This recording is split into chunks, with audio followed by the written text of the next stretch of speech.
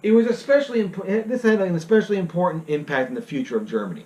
One of the common arguments that what one reads in books is the Treaty of Versailles that ended the First World War was a harsh peace, and if the Allies had been a little bit more lenient towards Germany, that conditions would not have given that gave rise to Hitler would not have occurred, and that we would not have had World War II.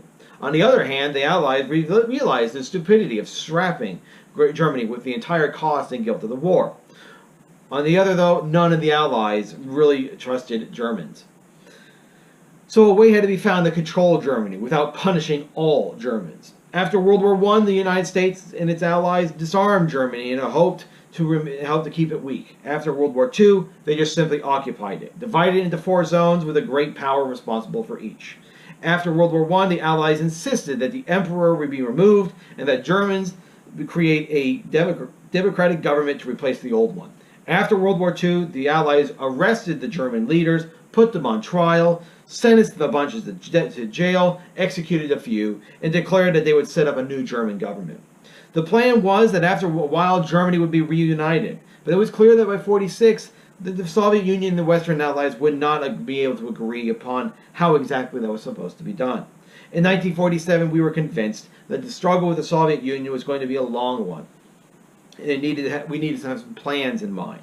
So in February 1947, Truman denounces what's known as the Truman Doctrine, which declared that the United States would help any country fighting communism takeovers with military force if necessary. He has in mind Greece and Turkey, so he sent troops into Greece and supplied them. But even more important than the Truman Doctrine was the Marshall Plan, named after the great American General George C. Marshall, who at the time was Secretary of State. In June of 1947, the Marshall Plan called for the extensive American investment in rebuilding the European economy along Western lines. The philosophy was that a Europe that was economically strong would be more willing to resist communism. This began the Great Recovery of Europe.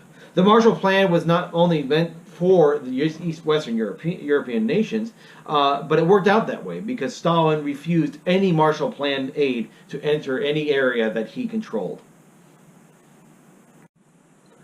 After this, the Cold War intensifies. In 1948, British, French, and Americans decide to unify their zones of occupation and create the Federal Republic of Germany, West Germany. In 1949, the Soviet Union responds with the German Democratic Republic out of their zone, Eastern Germany, or East Germany.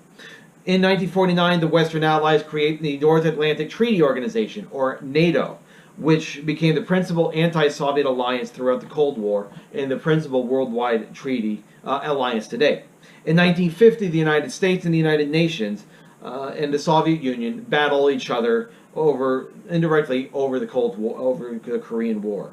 And during this time, Europe solidified into the Western, the First World, and Eastern blocs, the Second World. Each side imposed its political and economic system in the areas it controlled. The West was primarily democratic and particularly capitalistic economies. Stalin imposed his own style of communism on Eastern Europe, with all political and economic activities controlled by the Communist Party.